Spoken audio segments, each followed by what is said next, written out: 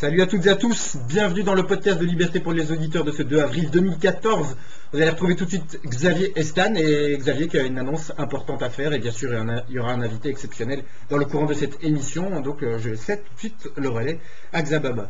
C'est clair, je pourrais être plus fréquemment comme je faisais l'émission, parce que voilà, au niveau professionnel, ça sera plus possible. Maintenant, une fois de temps en temps, bien sûr, je repasserai à l'antenne. Je ne jette pas mon micro non plus, en disant que je ne passerai plus jamais à la radio. Mais bon, je pense que tu auras bien quelqu'un qui viendra pour continuer le combat, participer à l'antenne, et puis surtout, comme je disais aux gens, l'émission elle tient avec les gens qui viennent témoigner, les supporters à l'antenne, quoi. Donc, et c'est clair que ça va me manquer parce que la radio c'est une passion pour moi et j'aime beaucoup ça. Maintenant, moi, ce que j'espère, c'est que Bastien va pouvoir revenir avec toi ou que quelqu'un d'autre viendra pour t'accompagner. Et que les gens, avec cette émission, ça va rester le lieu de rencontre où tous les supporters et tous les ultras viennent s'exprimer. Ouais, je pense que voilà, j'ai commencé on va dire tout petit, hein, avec des petites ambitions avec nos amis de l'ex-LPA. On s'était donné un petit peu carte blanche pour faire essayer de construire quelque chose. C'est vrai ça a bien marché, surtout quand t'es arrivé parmi nous. On avait trouvé nos marques, donc c'est vrai que l'émission a évolué aussi grâce à toi, hein. C'est pas que moi personnel, ce sont tous les éléments comme Chris Dream qui est en off, tous ces éléments qui ont fait partie à un moment donné de l'aventure. Bon, c'est vrai que ça me touche un peu parce que voilà, ça faisait 2 ans et puis on avait les mêmes couleurs, la même passion et peut-être les mêmes ambitions, mais bon, c'est vrai qu'on comme je disais un petit peu en début d'émission, on n'est pas professionnel, on est amateur, une radio un petit peu pour les contestataires, hein, pour les un petit peu rebelles, hein, entre guillemets, donc c'est pas facile à gérer. Il y a des vies privées, il y a du boulot, il y a tout, et des fois faut faire un choix, et bien sûr des fois c'est contre nous-mêmes. Voilà un petit peu pour ces parenthèses. Et ça n'empêchera pas, même si je suis loin, si je vois ça de loin, par exemple si je peux envoyer un invité ou quelque chose, voilà, c'est pas j'arrête et puis je connais plus rien, s'il faut, quand j'aurai un contact, bien sûr j'enverrai à Stan, et puis bien sûr de temps en temps pouvoir venir participer.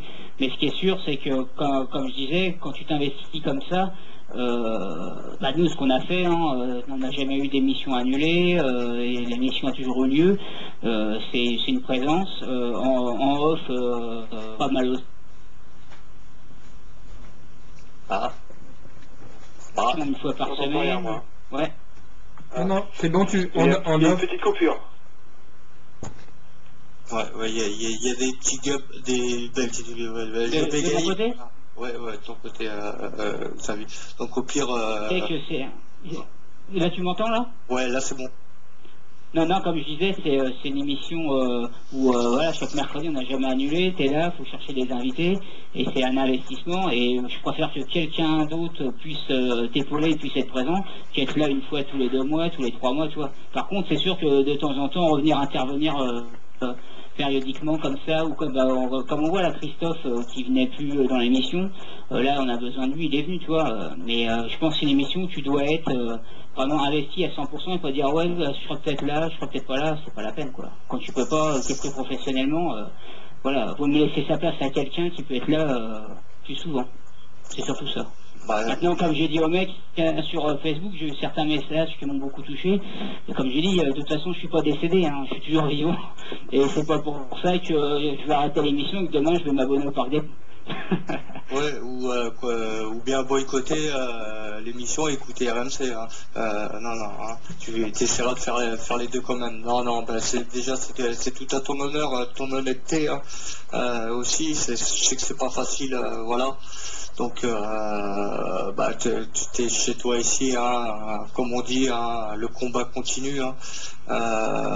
Voilà, c'est quelque chose qui nous tient à cœur, c'est devenu vraiment notre vie, donc je pense que tu tourneras pas définitivement la page. Nous on tourne la page un petit peu sur ça parce qu'on va pas non plus commencer à sortir les mouchoirs et se mettre tous à pleurer. Hein. Donc on va démarrer joyeusement et gaiement en recevant Monsieur Nicolas Xis Martov. Bonsoir. Je sais que c'est compliqué, oui, bonsoir. Merci de m'inviter. Merci à toi d'être revenu parmi nous. C'est un plaisir. Écoutez, c'est moi qui suis content d'être là. Et puis, écoutez, comment dire, ça fait toujours plaisir qu'il y ait des émissions comme celle-là qui existent. Parce que ça évite que les paroles soient univoques sur ce sujet qui est complexe et à aborder. C'est pas à vous que je vais l'apprendre. Ouais, c'est un petit peu ce qu'on essaie de faire dans l'émission, pas de l'éducation, ce serait grossier de ma part d'avoir cette vantardise, mais c'est vrai qu'il y a des gens qui comprennent pas un petit peu cette passion du mouvement ultra ou même être supporter passionné tout simplement. Et c'est vrai que nous, on essaye de donner la parole et de montrer aussi que on n'est pas que des mecs qui aimons boire de la bière et se foutre sur la gueule. On aime ça aussi, mais on est... Je suis revenu. Hein. Ah quand même, merci. Non, c'est non, mais parce qu'il y a quand même il y a une pub qui dit il a pris, il a tout compris, et c'est ce que j'expliquais à ma petite amie. Je lui ai dit je crois que la pub ils se sont un peu trompés parce que la Wi-Fi se déconnecte toute seule, ce qui est sympathique. Je suis revenu. Ne vous en faites pas. Il y a ma Mélissa sur le chat qui a mis c'est l'effet valse. Non. Tiens. Il me fait pas de mal pour le moment. Pourquoi pas, Valse t'aurait acheté, aurait perturbé cette émission, enfin voilà, tout ce que liberté, égalité qui a pu à l'Élysée, comme disait Santa. On revient sur notre invité, hein, Nicolas, donc merci d'avoir accepté l'invitation. On va s'intéresser un petit peu plus à toi personnellement. Déjà, je pense que que tu es aussi passionné de foot, peut-être supporter. Tu peux nous dire un petit peu ton parcours et ce que tu as fréquenté, des stades, tout ça. Je vais faire vite parce que je vais pas non plus voir saouler vos auditeurs qui connaissent bien mieux celui que moi. En fait, moi, j'ai une formation d'historien en fait, et j'ai travaillé sur l'histoire du foot. Et effectivement, si j'ai choisi cette branche-là au départ, c'est parce que j'étais passionné, que j'ai été PSG depuis tout petit. Alors comme j'ai ceux qui ont un peu lu mon blog, des fois j'ai fait des allusions à ça. Donc moi j'y étais dans la connexion pied noir tranquille là-bas. Donc c'était mon père m'avait emmené parce que c'était un fan de sa fête physique. J'étais tout môme. Les gens à mon âge se souviendront de cet immense joueur. Donc voilà. Voilà, il n'y a pas d'autre mot. Et voilà, donc moi j'ai tout de suite aimé parce que j'étais parisien, que j'habite en région parisienne et après à Paris, et voilà, c'était mon club. J'ai jamais été ultra, donc j'ai jamais prétendu ni ça, mais j'ai souvent été en virage, en tout cas très longtemps, virage Auteuil. Et après j'étais plus sur les latérales, j'ai vieilli. Mais voilà, je sais pas si ça résume bien. Et ensuite, évidemment, je pense que la plupart d'entre vous, enfin ceux qui me connaissent, et je pense qu'ils sont comme papier temps, mais bon, c'est parce que je me suis mis à écrire dans SoFoot, et notamment parfois sur la question des supporters, qui m'a toujours beaucoup.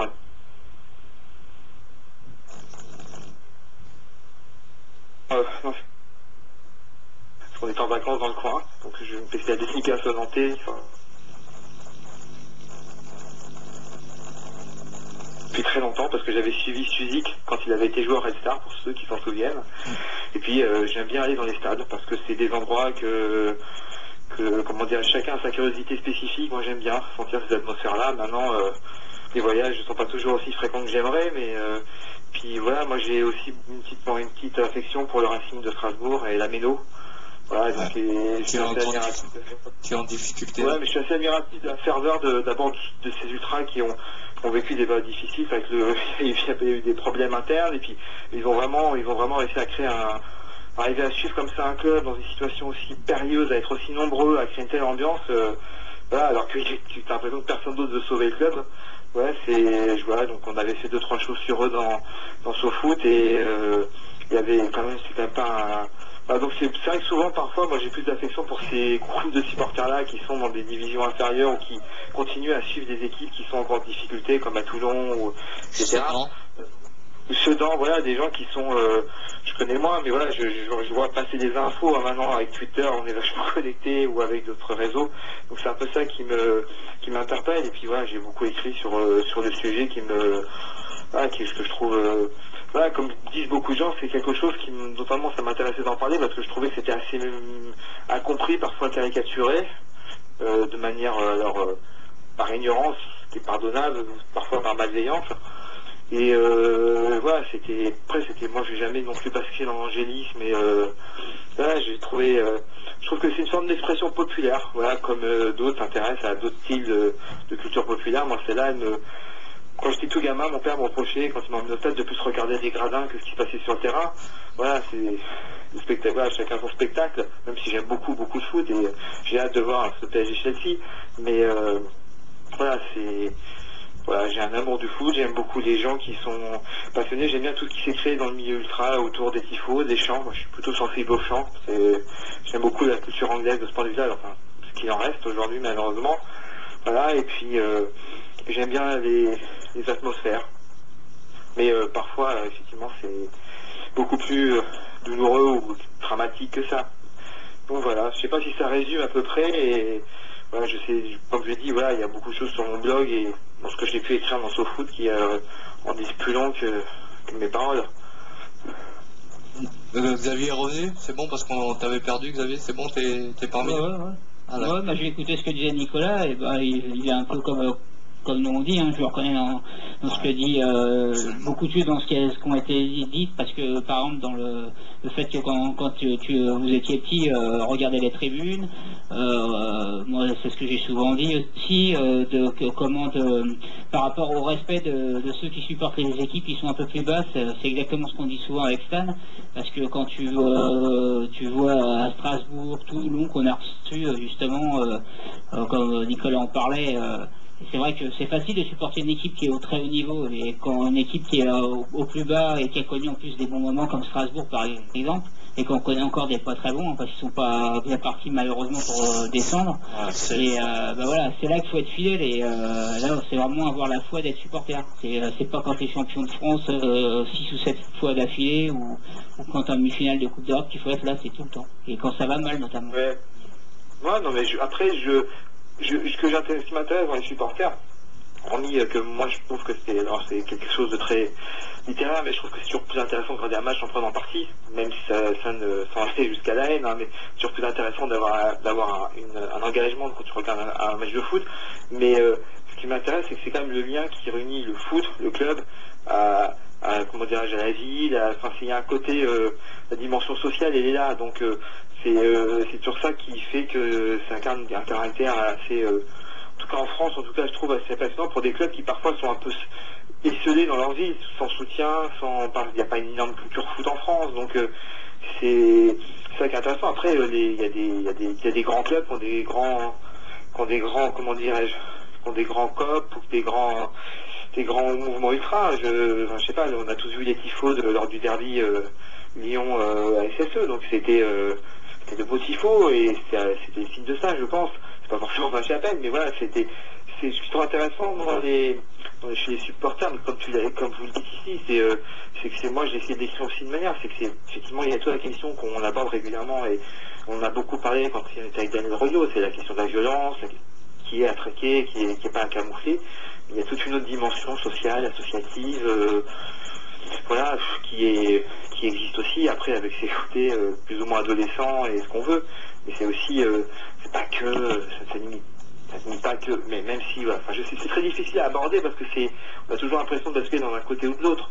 Maintenant, je trouve que il faut trouver, c'est bien pour ça que votre émission existe, qu'il faut donner la parole aussi aux acteurs, aux gens concernés, parce moi je pense qu'on a toujours essayé de faire un SoFoot, c'est d'interpeller directement les gens, ou les principaux leaders, ou même autres de différents assos ou compagnies qui étaient désignés, ou souvent on venait parler à leur place.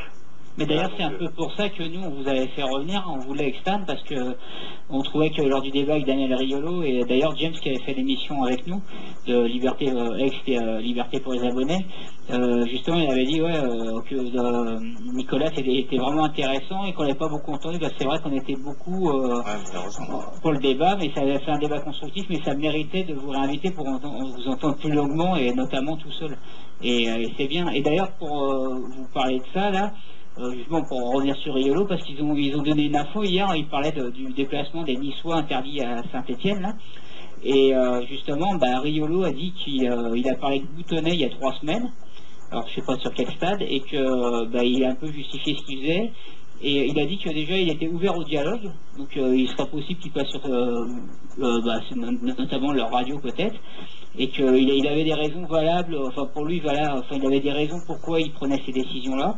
Et même Riolo, voilà, il a un peu dit ce qu'il a un peu dit avec nous dans l'émission, c'est qu'on se dirige tout droit vers, enfin ils ont la sensation qu'on se dirige tout droit vers zéro déplacement quoi.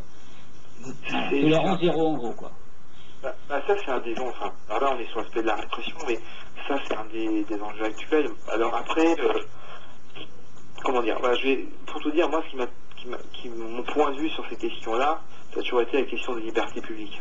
Voilà, je dis pas du tout ça pour cacher ou pour défendre quels que soient les comportements, et des fois des groupes ultra ont bordé ou dépassé les limites et ils ont même mis des gens en danger, notamment ce qui s'est passé à Nice lors du déplacement de Saint-Étienne, mais on est dans la question des libertés publiques. Est-ce qu'on est dans un pays où c'est possible encore de se déplacer librement? Est-ce que les mesures qui sont prises sont attentatoires ou non? Est-ce qu'elles sont efficaces ou non? Ce qui est une question que j'ai essayé de poser à Daniel Riolo, qui m'a expliqué que c'est pas le rôle des policiers de s'interposer. Je croyais vaguement que c'était ça leur mission, mais voilà. Voilà, donc c'est ça qui m'intéresse. Aujourd'hui, la multiplication des interdictions de déplacement, elle est problématique pour une seule et bonne raison, c'est qu'elle pour moi, elle est un des signes de la volonté de tuer le mouvement ultra au sens large. C'est-à-dire que si les ultras ne se déplacent plus, ce qui est quand même une de leurs spécificités parmi les supporters. Moi, je fais pas d'hierarchie. Moi, comme je l'ai dit lors du la dernière fois, on avait parlé. Pour moi, les supporters, c'est un spectre bien plus large que le mouvement ultra. Je pense que vous en êtes d'accord. Et voilà, les mouvements ultra, les assos, elles se déplacent, elles font des parquages, elles font des animations. Si vous tuez ça, clairement, à part être à domicile et encore, comme dans les conditions où c'est en train de s'installer, ça va être très compliqué et le foot populaire va perdre une dimension essentielle de son existence. Les questions de sécurité, moi je peux les entendre, mais quand on passe des lois, on vous explique que vous pouvez vous faire arrêter parce que vous vous comportez comme un supporter, ça devient vraiment complexe de dire qu'à quel moment c'est possible de le faire. Là j'ai vu qu'il y avait un match de Valence contre Grenoble. Le CFA. On est en CFA, on explique qu'on n'a pas assez d'effectifs policiers, donc on annule le match. Alors moi je savais pas qu'il y avait un niveau de problème en France à ce point-là de maintien de l'ordre, mais je voudrais qu'on m'explique, et que l'ERG est à ce point informé de risques graves. Maintenant, il faut encore, moi je comprendrais qu'il y ait des forces de l'ordre s'ils pensent que c'est dangereux. Je comprendrais qu'on interpelle des gens quand ils commettent des délits. Moi je peux comprendre s'il y a 3000 supporters qui se déplacent, mais à Grenoble, ça m'étonnerait qu'ils se déplacent à 3000, s'ils se déplacent à 50 déjà, c'est beau. Donc, non mais comme il dit, c'est un faux débat. C'est un principe de précaution, comme ils disent souvent, voilà. Mais c'est pas mal, voilà. Si le principe de précaution, tu sais pas le gérer à 50, quand va y arriver l'Euro 2016, ça va être la 3e guerre mondiale en France, quoi. Mais moi, ce qui m'intrigue dans les voies, comme je dis, c'est l'efficacité. Moi, je veux qu'il y ait la sécurité, je veux qu'il n'y ait rien, qu'il n'y ait aucun risque.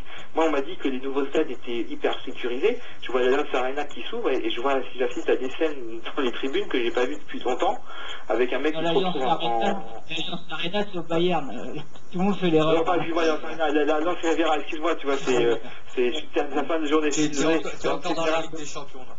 Non, mais en plus, voilà, moi, contrairement à beaucoup, j'ai pas forcément de grande fascination pour le foot allemand, mais voilà, la Riviera, on me disait que c'était des stades super sécurisés, les nouveaux stades de l'Euro, vous allez voir ce que ça va être. On a vu des scènes qu'on n'avait pas vues depuis des années, et on a vu un mec qui a quand même qui a failli mourir, il était suspendu, enfin, des choses. À un moment, il faut qu'on m'explique vers où on va. C'est juste ces questions que je voudrais poser.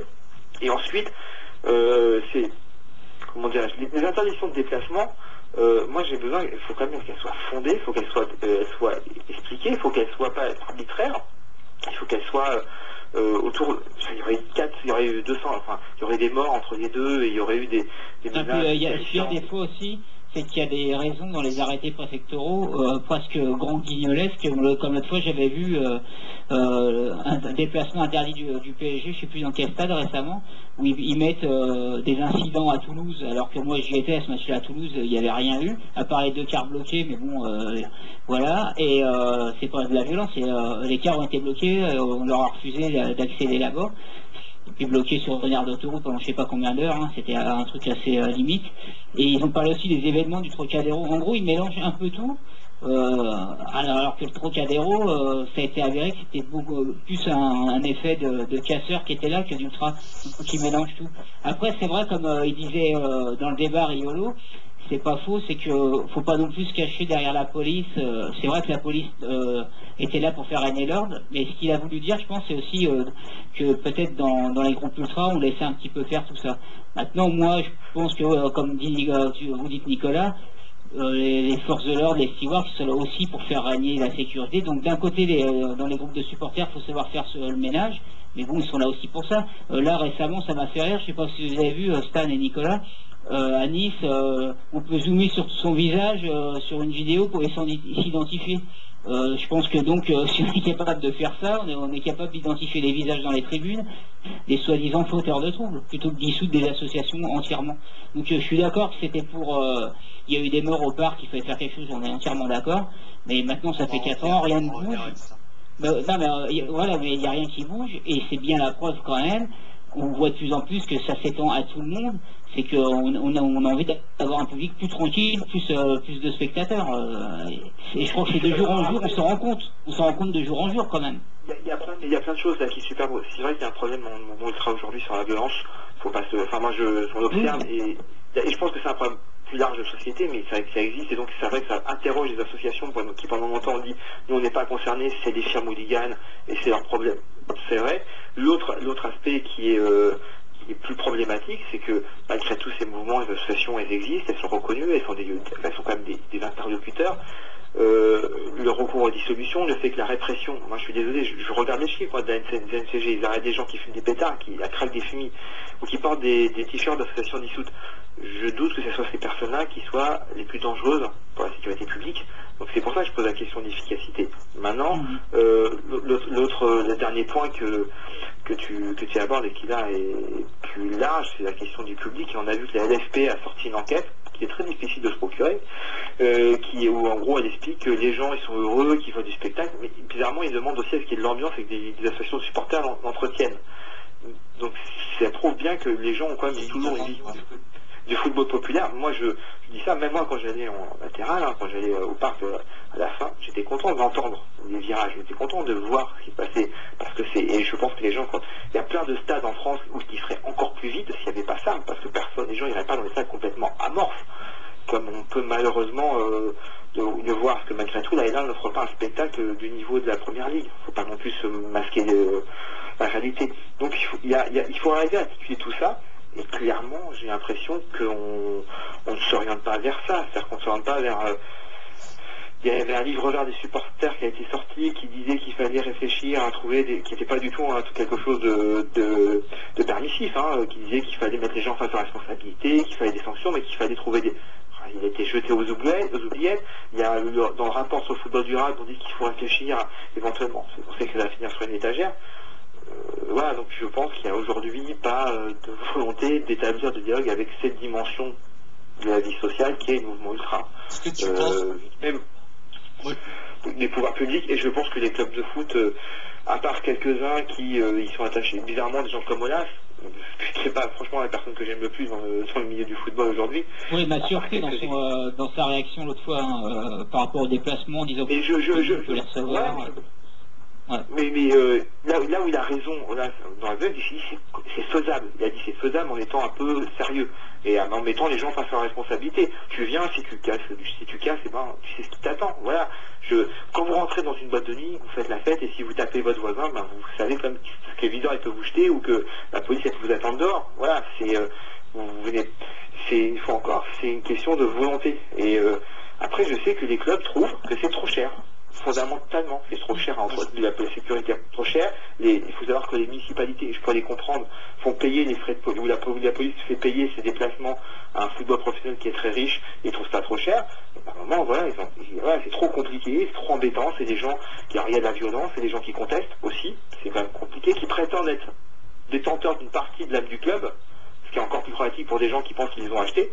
Et tout ça amène à une espèce de fossé culturel qui est assez difficile à combler. Surtout s'il n'y a pas de pouvoir public qui joue le rôle justement de comment dirais-je, de médiateur. Et justement, vous l'avez vu, vous, le reportage qui a été fait par Canal+, J+1 Enquête de foot, enquête de foot. Ouais. Qui est finalement passé sur enquête de foot. Oui, je sais pas, je l'ai trouvé assez au tiède. Après, je sais pas si d'autres gens l'ont vu et ils réagiront peut-être, mais... on voit la réaction du dirigeant du PSG en caméra cachée, ça fait quand même... ça fait quand même froid dans le dos ce qu'il dit, parce que c'est en gros, on fait ce qu'on veut, même si on est hors la loi, on s'en tamponne, quoi, en gros. Et comment dire, ce qui est terrifiant en plus, ces gens-là, c'est que là où ils sont très hypocrites, c'est qu'à la fois ils disent on peut virer qui on veut, on peut enlever un abonnement, on peut comme ça, et ils ferment les yeux sur le fait qu'il y a plein de gens qui aujourd'hui prennent des abonnements parce qu'ils sont très chers et qui les revendent soit Miago. Et qui sont là, mais moi j'avais une question. Moi, c'est enquête de foot, juste pour... Vas-y, pardon. Vas-y, je t'écoute. Non, mais finis sur enquête de foot, après je poserai ma question. Enquête de foot, juste pour terminer, c'est ce reportage, il montre bien que le problème qui est géré, c'est pas celui, entre guillemets, de la violence, c'est celui, à Paris, maintenant, aujourd'hui, c'est celui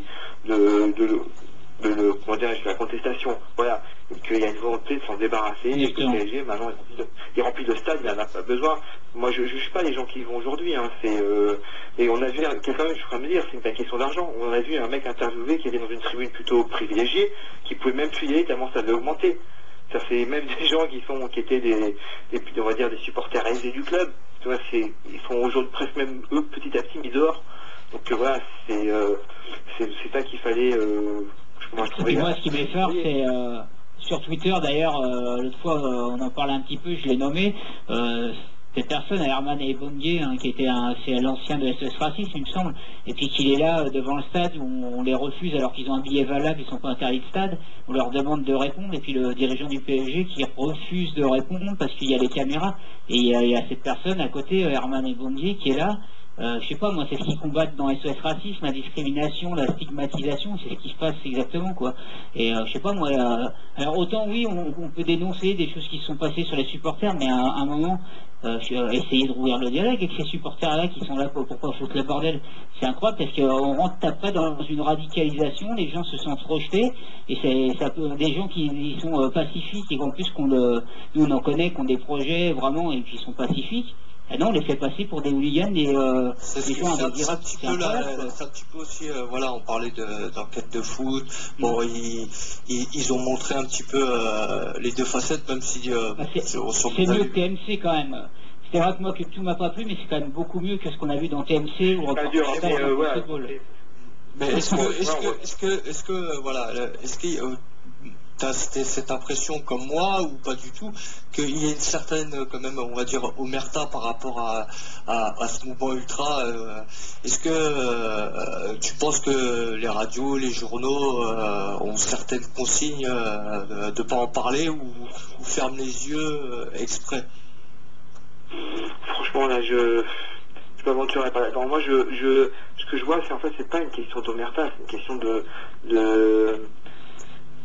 il y a des médias qui en parlent très bien. Je pense que sur foot on en parle bien, je pense qu'il y en a d'autres qui existent, mais c'est une question d'ampleur du média. C'est que dès que tu montes dans les médias grand public, tu as des gens qui connaissent bien le sujet comme Renaud, qui ont un point de vue très radical, qui vont dire maintenant il y en a marre, en gros voilà. Il y a des personnes qui n'y connaissent rien et qui vont sortir une fois de temps en temps un sujet sur les ultras en appelant 2 personnes et en disant il y a de la violence.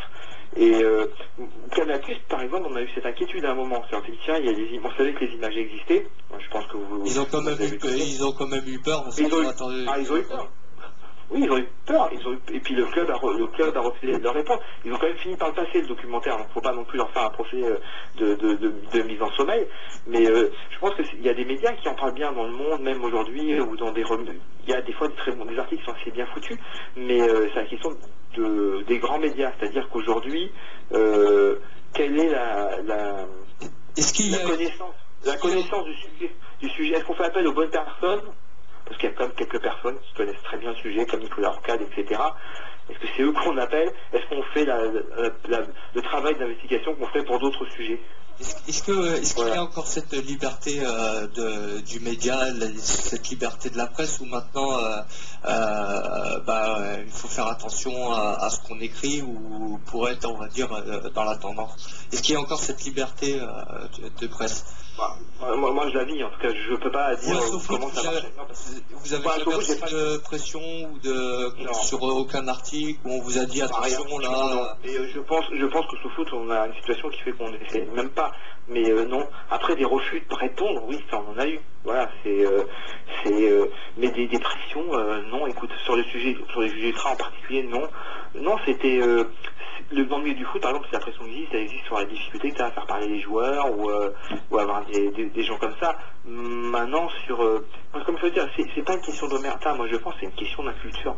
C'est que les médias ne connaissent pas ce monde-là, parce qu'il y a dedans, il y a très peu de gens qui ont cette expérience, qui est peut-être qui nous différencie de SoFoot ou dans d'autres médias, ou comme pouvait être quelqu'un comme Philippe Broussin, que vous connaissez peut-être un peu.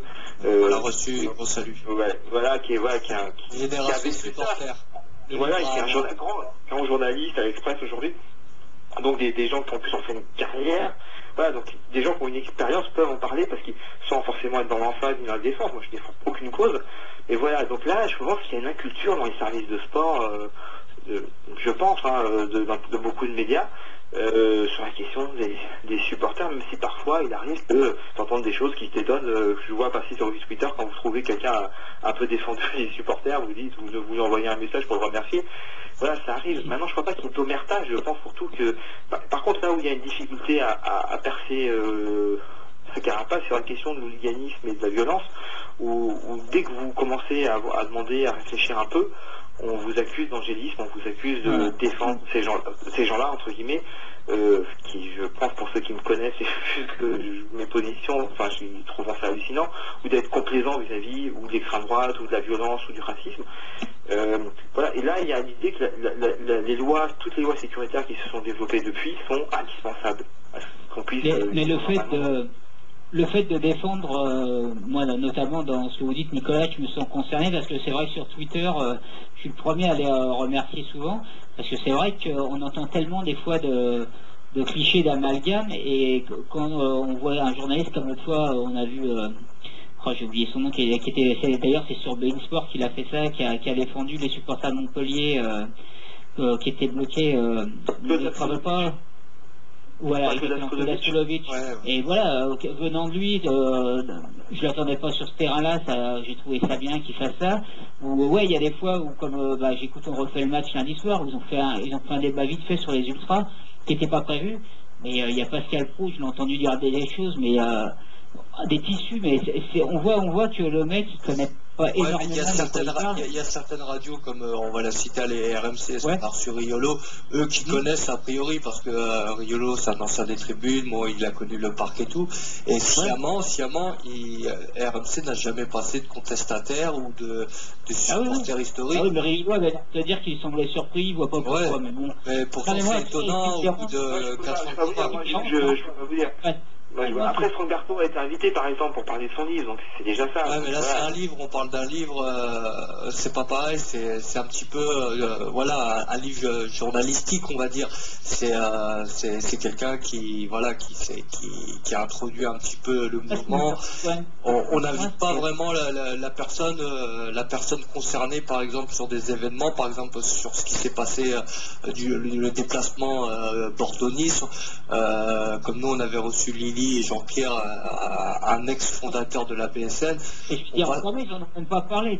Voilà, ils n'en parlent pas et ils ne passent pas des personnes concernées, où c'est quand même scandaleux de faire autant de kilomètres, de rien faire juste pour un t-shirt, ne pas rentrer dans le stade ou voir se faire matraquer parce que, enfin voilà, et tout ça, on va dire que c'est pas relayé, c'est pour ça que je parle un petit peu d'Omerta. Est-ce que je sens que, après c'est mon avis personnel, mais qu'il y a une certaine pression sur... Non mais c'est ce que je te disais, Stan, c'est comme dans Refait le match, quand ils ont parlé de ça, on voyait il y a des gens qui connaissaient... Il y a un moment donné... excuse-moi, ouais. On sentait qu'il y en avait qui connaissaient le sujet, donc pour ça fait plaisir. Mais Pascal Pro, c'était vraiment tout mélangé, tout ce qu'il disait, il mélangeait un peu tout. Dans Pascal Pro, j'ai quand même entendu défendre l'honneur du président du Bayern qui a été condamné pour effusion fiscale, quoi, à un moment, en disant, ça va...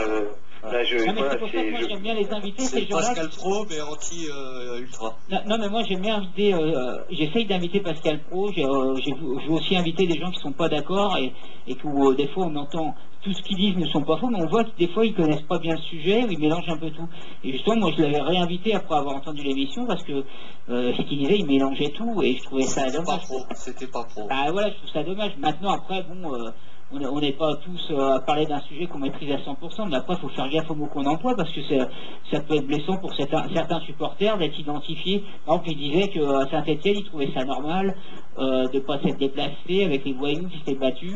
Il mélangeait, bon c'est vrai qu'il y a eu des bagarres entre Lyon et Saint-Etienne, mais carrément, comme les journalistes lui disaient dans le truc, pourquoi interdire le déplacement de tous les supporters? Pourquoi tous les supporters ne pouvaient pas se déplacer? C'est passé des supporters parisiens où comme si on avait parlé pratiquement au moment où ça s'était fait, et pourtant personne n'est passé à l'antenne pour expliquer ce qui se passait. Peut-être qu'il n'a pas trouvé le numéro d'RMC, ou voilà, il y a plein de coïncidences comme ça. Il y a une connaissance, qui ne savent même pas qui appeler, je pense. Moi, je trouve que je pense qu'à Sous-Foot et d'autres médias ont fait... Encore plus maintenant, comme il n'y a plus de porte-parole. Comme il n'y a plus de porte-parole maintenant, en plus, c'est encore plus difficile. Mais ça a des problèmes, voilà, mais nous, on sait globalement qui contacter. On sait en tout cas qui peut nous dire, ou on peut qui contacter. Je pense que, ils ne veulent pas fatiguer à faire, et de deux, ils ne savent même pas. Et puis, pour eux, l'association Ultra n'est pas une association comme peut l'être le Secours catholique ou populaire, qui sont des associations fortement respectables, avec lesquelles parfois d'ailleurs les ultras travaillent. Mais voilà, et pour eux, c'est un truc... c'est vrai que les ultras entretiennent eux-mêmes, c'est à moitié underground, moitié entre guillemets institutionnel. Voilà, donc ils essaient vraiment de jouer sur les... Et donc je pense qu'ils savent pas, et qu'il y a une méconnaissance et une inculture, ce qui fait que dès que quelqu'un connaît un petit peu, forcément tu sens le journaliste, tu sens qu'il... Voilà, moi, quand tu discutes avec Brossard, tu sais de quoi il parle. Tu sais que tu connais ce monde-là, qu'il a écrit dessus, mais des fois je rencontre avec ne serait-ce qu'avec des journalistes qui ont été en tribune, ou simplement ça, sans être ni l'un ni l'autre, tu vois, c'est simplement qu'on fréquentait ces milieux-là, ou qu'on fréquentait, quand vous fréquentez une plage populaire, vous connaissez les gens des associations qui sont, à un moment, finissaient par les croiser, ça. Mais une fois, comme je dis, je pense pas qu'il y ait d'omerta, je pense qu'il y a de l'inculture, je pense qu'il y a de... Puis surtout, je pense qu'il y a une indifférence, c'est-à-dire qu'on trouve, tant pis, on va les passer en perte des fracas. Voilà, on passe le mouvement ultra, les supporters, on dit, il y aura toujours... Tu vois, on les passe en perte des fracas, ça veut rien dire. Mais on décide en perte des profits, voilà, c'est pas grave, on va construire en foot sans eux. Je pense qu'aujourd'hui, on est plutôt dans cet esprit-là. Après, il y aura toujours des débordements, il y aura toujours des choses qui fonderont les raisons de le faire et qui feront qu'on globalisera et qui permettront de marginaliser et voire d'expulser, alors que dans certaines tribunes ou dans certains stades, de petits efforts sont faits. Moi, je ne connais pas tout, mais je vois à Guingamp, à Valenciennes, tout ça, quand les efforts sont faits, ça se passe quand même de manière plus coulante. Ça ne signifie pas qu'on doit tout accepter, que tout doit se passer... comme j'ai entendu souvent, une prise de pouvoir des ultras. Est-ce que vous, à Sous-Foot, vous avez essayé de rentrer en contact avec, que ce soit M. Boutonnet ou... On a déjà interviewé Boutonnet en plus, on lui a donné la parole largement, il y a une interview de lui qui est passée régulièrement, on l'a eu, mais après il faut savoir que quand il y a des moments durs, c'est des gens qui ne répondent plus parce que les policiers ou ces organismes-là doivent avoir l'autorisation d'un supérieur hiérarchique. c'est comme ça que ça fonctionne. Mais on a dit, oui, on aura déjà donné la parole, mais c'est des gens qui ont des langues de bois, enfin, souvent. Mais oui, on aura donné. Moi, je suis pour qu'on donne la parole à tout le monde. Hein. Moi, le métier de journaliste, c'est quand même ça. Et au niveau du Paris Saint-Germain, est-ce que c'est pareil, c'est langue de bois ou c'est porte fermée? C'est dur de les avoir. Ouais. Moi, récemment, il y a eu quand il y a eu l'histoire des supporters refoulés à l'occasion de France-Australie, c'était heurté un mur. Vous saviez, des supporters qui avaient été refoulés. On avait voulu savoir qui avait donné les consignes. Voilà, pour savoir simplement de qui venait le... Voilà, donc non, c'est très dur aujourd'hui, je pense, de les avoir sur ces questions-là. Ils n'ont pas, comme l'enquête, imaginez qu'enquête de foot, c'est Canal. C'est comme des gens, quand ils se présentent, c'est pas moi. C'est Nicolas Martov de SoFoot. Je pense pas que là, Canal, ils n'arrivent pas. Alors que moi, je serais un joueur, à je serais quelqu'un de conséquent, je dirais, je vais aller à Canal expliquer mon point de vue. Qu'est-ce que je risque? Voilà, je vais dire, voilà, c'est des délinquants, c'est des dangereux, je vais les dire pour ça. Voilà, donc là, en enquête de foot, elle peut au moins donner la parole à un juriste qui avait expliqué les choses. Voilà. Vraiment, on ne peut pas leur reprocher ça, c'est qu'il y avait au moins eu un juriste, et on sait qu'il y en a quand même quelques-uns qui sont sur ces questions-là. En plus, c'est quelqu'un qui n'est pas concerné par le mouvement ultra, qui avait parlé, qui avait expliqué ce que c'était que le droit d'acheter un billet, tout ça, résilier. C'est important. Moi, je suis vachement attaché à ces questions de droit, parce que ça permet de dépassionner le débat. Voilà, ça permet de dire... qu'est-ce qu'on voit? Au nom de quoi on vous l'interdiction industrielle de stade? Moi, je la trouve toujours surréaliste. Je comprends même pas comment ça existe. Voilà. Oui, c'est ça qui fait. Moi, pour en côtoyer beaucoup de personnes, pour avoir même fait deux contre-parquages, c'est de me dire qu'à un moment, tu peux te retrouver dans un car bloqué alors que ou avec un billet. T'arrives avec un billet, comme on voit dans le reportage.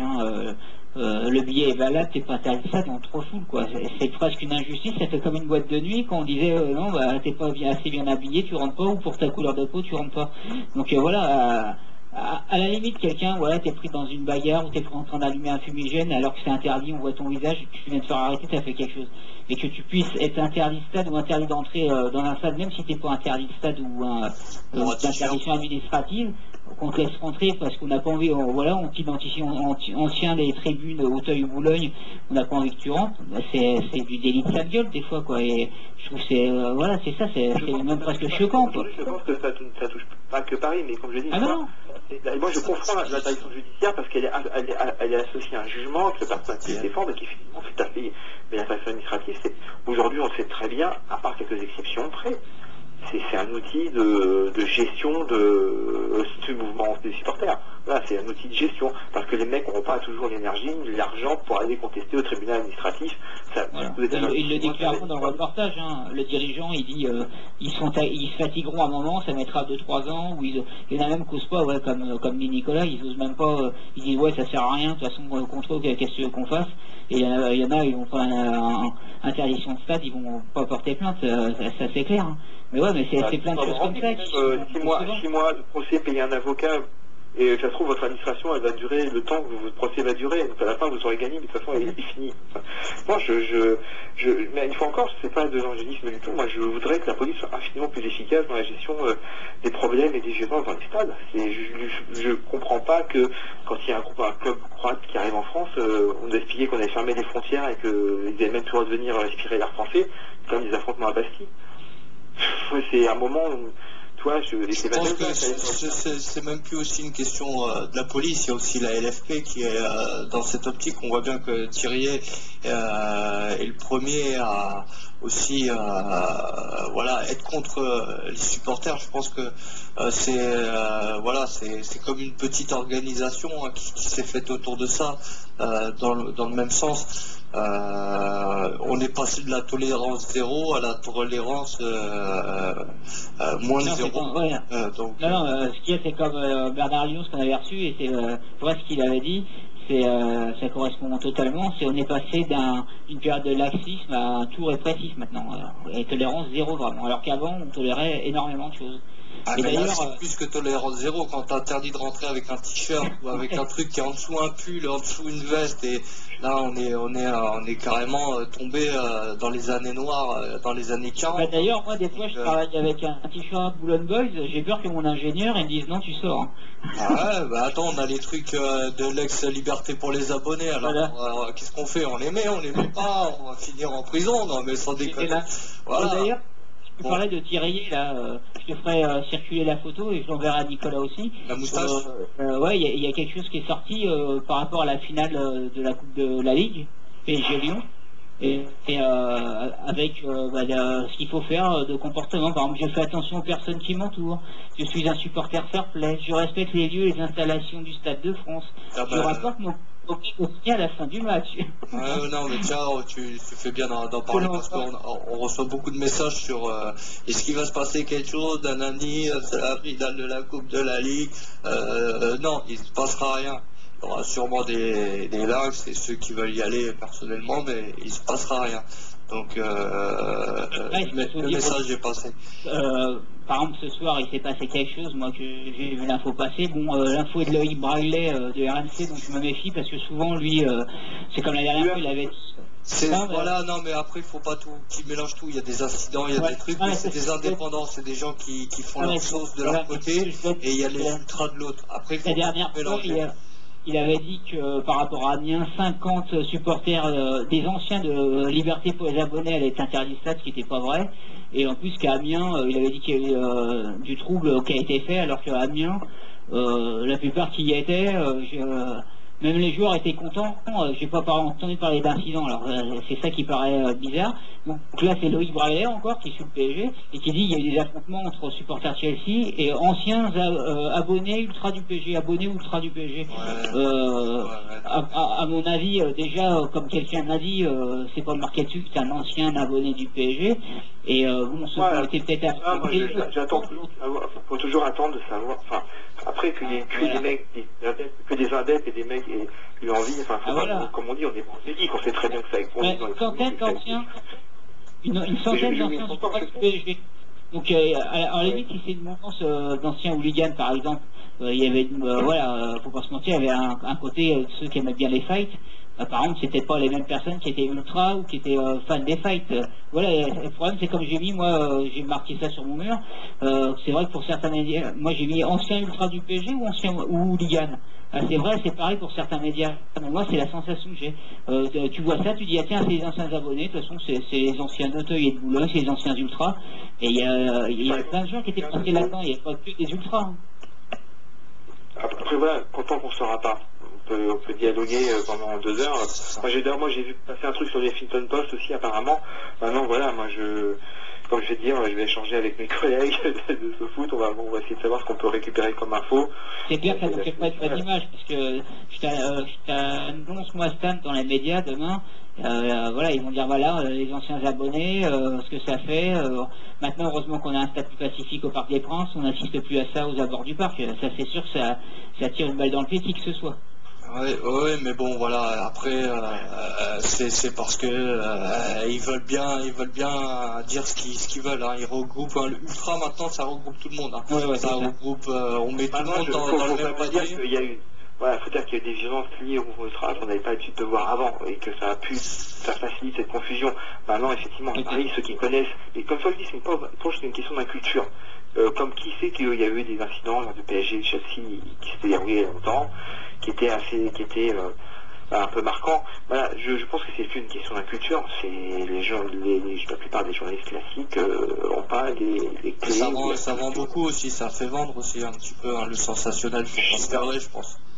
Mais d'ailleurs, c'est vrai que, comme dit Nicolas, et c'est ce qu'on fait dans l'émission, nous, on n'essaie pas de rendre tout rose, hein, même les invités qui viennent, on n'est pas des enfants de cœur. Après, il ne faut pas tout mélanger, parce que c'est là où moi je reproche à certains médias, c'est par exemple, comme beaucoup font, mais Pascal Pro l'a fait lundi, il a dit le plan Le Trou, c'est une grande réussite.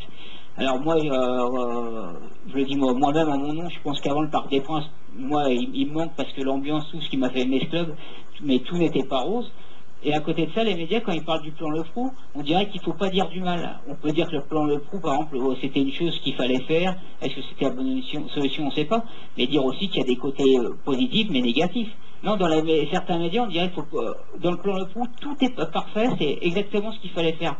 Voilà, nous dans le monde ultra, on est capable de dire par exemple, oui, là-dessus, c'est pas bien, c'est bien, on fait notre mea culpa aussi des fois. Et dans les médias, non, on dirait que quand ça parle du monde ultra, c'est souvent négatif.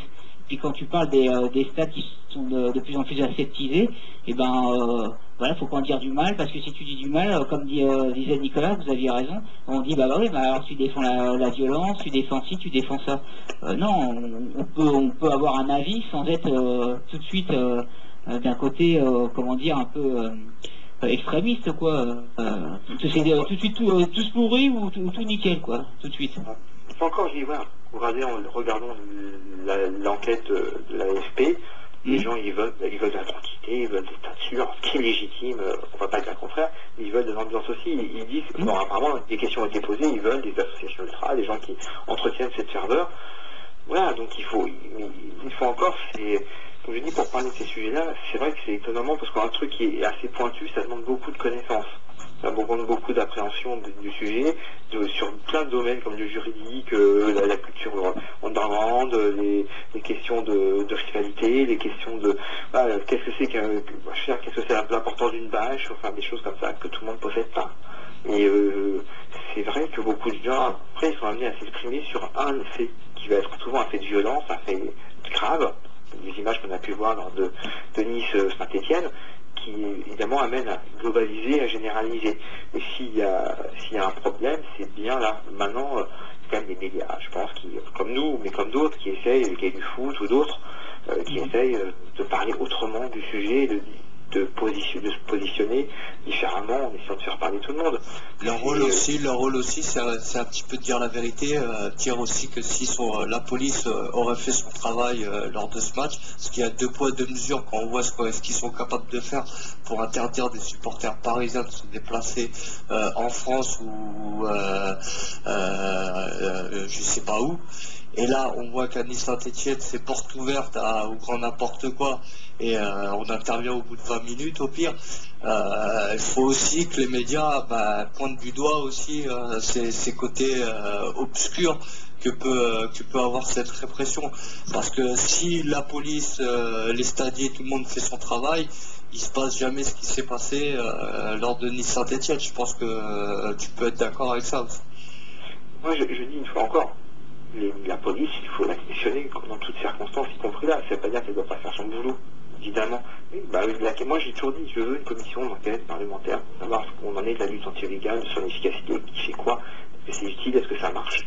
Moi, je veux que ça soit efficace. Si on me dit qu'il faut... Voilà, après, oui, mais il faut encore, c'est... comme il a été dit pour Valence-Grenoble, il y a 50 bus qui ne sont pas gérables, effectivement, dans un pays où rien n'est gérable. Mais à l'inverse, quand il n'y a pas des choses graves, effectivement il y a la police en question, mais il faut aussi que l'association ultra se pose des questions. C'est là où c'est une question. Le problème, c'est que maintenant, en fait, le mouvement ultra aussi, ça joue beaucoup aussi sur la rivalité dans le bon sens. Hein, voilà, la provocation peut faire partie de la rivalité. Une bâche avec un message peut faire partie de la rivalité. C'est vrai qu'il y a beaucoup de provocations. Il y a eu beaucoup de provocations dans ce match. Et je pense que les RG, tout le monde savait très bien que c'était un match, on va dire, chaud. Donc pour moi, il y a un laxisme total des autorités qui ont pratiquement laissé faire, peut-être pour, on va dire, pour leur salaire, pour justifier par exemple, le salaire de la DLNH. Donc on dit voilà, on sert à quelque chose dès qu'on n'est pas là ou Vous voyez, c'est des méchants supporters qui font des... Alors que si vraiment le travail est fait en amont et bien avant, il se passe rien dans ce match, à part peut-être quelques provocations et ça s'arrête là. À côté de ça, tu regardes Nice-Saint-Etienne, n'importe quoi. Lyon-Saint-Etienne, ils ont montré le départ du quart des joueurs, ça a été beaucoup montré dans les médias, le retour après la victoire. Donc, ils te montrent des choses comme ça sur la passion. C'est vrai que, dans un sens, tu as l'impression que les médias, ils aiment bien quand même ça, mais en même temps, ils sont craintifs, ils vont pas trop dénoncer qu'il n'y a pas l'interdiction de déplacement parce qu'ils savent pas, en gros, s'il y a ceux qui se déplacent, est-ce que ça va bien se passer, est-ce que c'est pas mieux de faire comme ça parce qu'on a peur de la violence. Et à côté de ça, comme je disais, tu as des images où ils te montrent ça parce qu'ils c'est ça le foot, c'est de la passion. Donc à un moment, il faudrait qu'ils trouvent un peu voilà, une demi-mesure entre les deux. Voilà, je pense pas qu'il y a aucun ultra qui dit je vais me déplacer pour pouvoir me battre. Ils ont envie de suivre leur équipe et foutre l'ambiance. Et ne pas arriver à des stades vides comme ça, avec des stades sans supporters adverses ou des matchs à huis clos. Je crois que personne n'a envie de ça. Même, je pense que dans les médias, personne ne veut non plus. On a besoin des supporters quand même qui viennent. Moi, comme je dis souvent, il y a de la place pour tout le monde dans les stades, et les familles notamment, je suis d'accord. Et même pour les nouveaux supporters, parce que voilà. Mais il y a de la place pour les ultras, pour les associations de supporters. C'est le poumon d'un stade, une association de supporters. Moi, je suis sûr que tu aurais une association de supporters, même toute petite au Parc des Princes en ce moment, il y aurait une autre ambiance que ça. On a besoin de ça pour que le stade commence à s'enflammer. Mes amis, 21h08, on avait dit qu'on ferait une petite heure d'émission, on est pile poil dans une heure d'émission. On aurait pu faire plus, on peut passer même la nuit avec Nicolas. C'est un poète, on va dire, dans son style. Le plus calme des deux. On est trois, il y a un calme. Ouais, voilà, nous un petit peu la fougue. Non, mais c'est pas ça, franchement, je sais pas ce qu'en pense Nicolas, mais on est peut-être enflammé, c'est surtout qu'on est passionné par ce qu'on parle, et c'est vrai que quand on voit un peu ce qui se passe à droite à gauche, c'est vrai que nous, ça nous touche de près, et ouais, ça nous révolte. Après, nous deux, Stan et moi, on a toujours dit, enfin moi le premier, quand je vois des gestes de violence, moi ça me plaît pas du tout. Je dis pas qu'il faut de la violence, que c'est bien. Mais je pense que moi que voir le Parc des Princes ou d'autres tribunes avec un peu moins de ferveur, moins de banderoles, moins de tambours, moins de mégaphones, je trouve ça dommage parce que c'est ce qui te fait aimer quand t'es petit. D'ailleurs Nicolas l'a dit tout à l'heure, quand on va au Parc des Princes tout petit, on est pris par la beauté du stade et l'ambiance. Et malheureusement, je pense que maintenant, quelqu'un qui va dans un stade, il trouve pas dans tous les stades une ferveur comme ça. Parce que ça diminue. Et non, ils auront YouTube pour s'en rappeler, où ils viendront nous poser des questions. Mais d'ailleurs, tu sais que Nicolas, dans le documentaire Parc, il me semblait que vous étiez abonné. Vous n'étiez pas abonné au Parc des Princes? J'ai été une année, je crois. J'allais beaucoup. Je m'abonnais en fait. J'étais un voyageur, mais j'allais beaucoup à Auteuil. J'ai été abonné une année. En fait. Mais le problème, c'est que j'y allais pas assez. Donc, je me suis dit que c'était une époque, c'était pas dur. Et je me suis dit que c'était une dépense un peu superflue.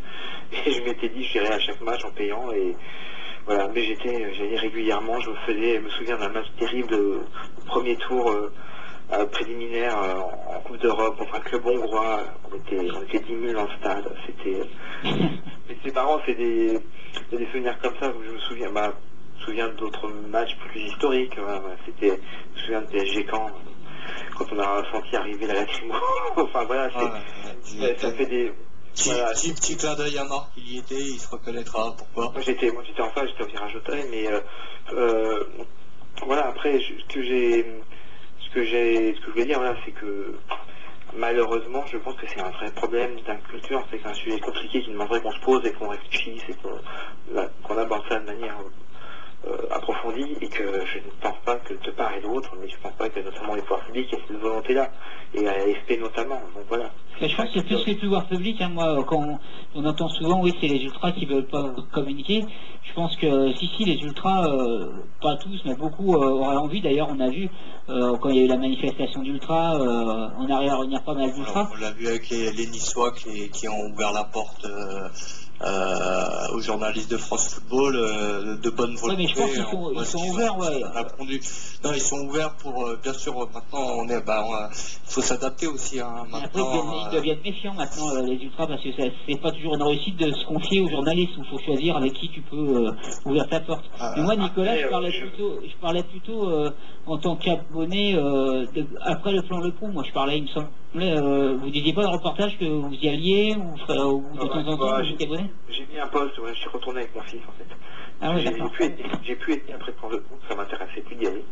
Et j'étais une fois et j'ai été. Mon fils était très heureux, hein, il a fait la table, tout ça, donc c'était vraiment bien, mais c'était mort.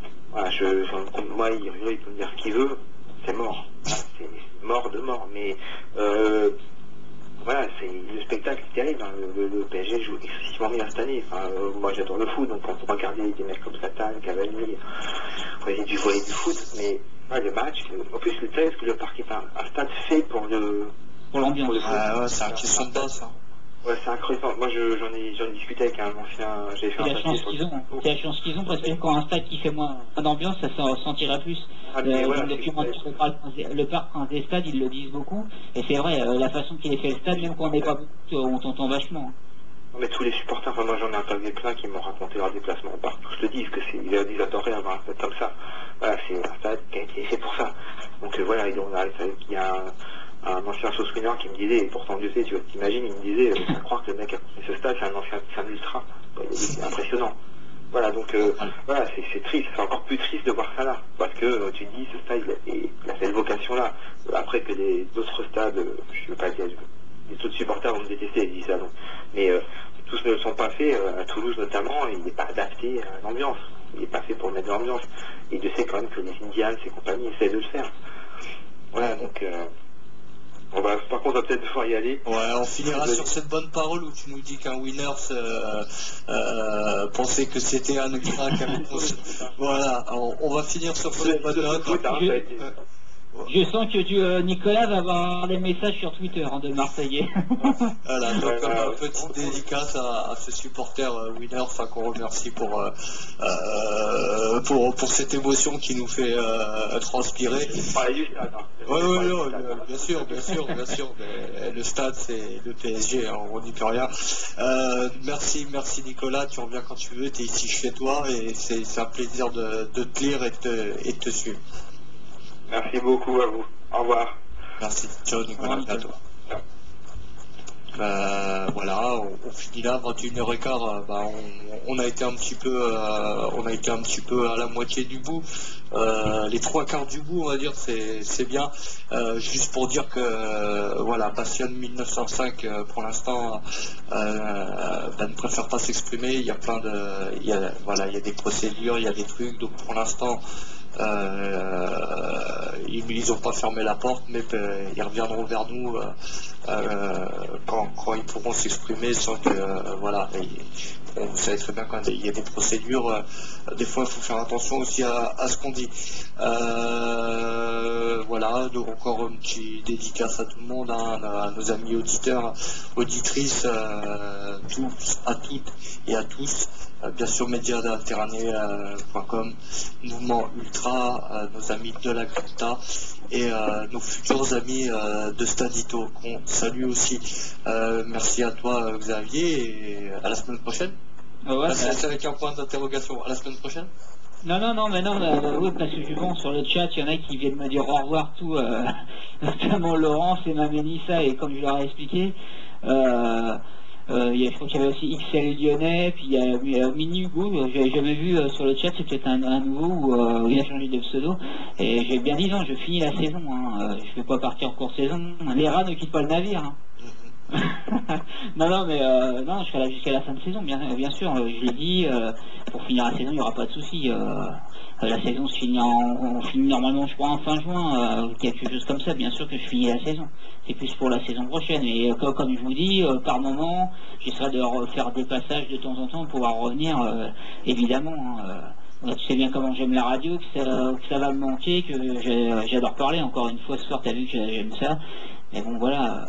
Je serai loin sans être loin, de toute façon, il n'y a pas de souci. De toute façon, c'est une émission qu'on rentre dedans, mais on a du mal à la quitter, ou on ne la quitte jamais. Et d'ailleurs, je tiens à préciser que dans les semaines qui viennent, je suis en contact, je te l'avais dit, avec Philippe Sansfourche, qui suit le PSG sur RTL. Donc pour ce soir, c'était sûr qu'il pouvait pas parce qu'il doit être à PSG Chelsea. Donc peut-être je vais le recontacter, donc peut-être la semaine prochaine ou dans 2 semaines. Et j'ai pris contact aussi avec Jean-François Pérez, qui est d'RMC aussi. C'est lui qui avait fait le livre avec Daniel Riolo, PSGOM, histoire d'une rivalité. Et donc ça marche, ça y est. Et donc je vais proposer, il est d'accord pour venir dans l'émission, il y a juste à prendre quelques contacts avec lui. Donc ça fait encore deux grands journalistes qui viendront sur l'antenne et que ça pourrait être sympa. Et bien sûr, on aura bien sûr des groupes de supporters, hein. On reprendra dès la semaine prochaine. Donc voilà. Ça sera bien de faire des libres antennes d'ici la fin de saison pour que les gens viennent s'exprimer à l'antenne, mais parce que c'est bien de venir sur le chat ou de les écouter en podcast, mais ça sera bien aussi des gens hors monde ultra même viennent débattre avec nous, discuter de l'émission ou du mouvement. Et parce que voilà, c'est sympa aussi d'avoir, parce que bon, les gens viennent s'exprimer, nous contactent ou nous les contactons pour qu'ils viennent s'exprimer à l'antenne, mais ça serait bien aussi que des gens qui sont pas dans un mouvement ultra ou qui sont supporters de loin viennent s'exprimer dans une libre antenne, ça peut être sympa. Il y a un effet de surprise, quoi. Ils le savent, hein, ils sont ici chez eux, il n'y a pas besoin de lancer l'invitation, on appelle et on passe direct, hein, il n'y a pas de censure, il n'y a pas de chichi, hein. Chez nous, je pense que maintenant les plus anciens, nos fidèles le savent, hein. Merci à tous pour votre soutien, merci Xavier, merci Chris en off, hein, Chris, je pense que on va pouvoir conclure et j'espère que le podcast s'est bien passé. Je le confirme, il s'est très bien passé. Et donc le prochain rendez-vous sur RTS, ce sera demain à 20h. Le Motor Show avec Alex. On reviendra sur le Grand Prix de Formule 1, le MotoGP et les sports US.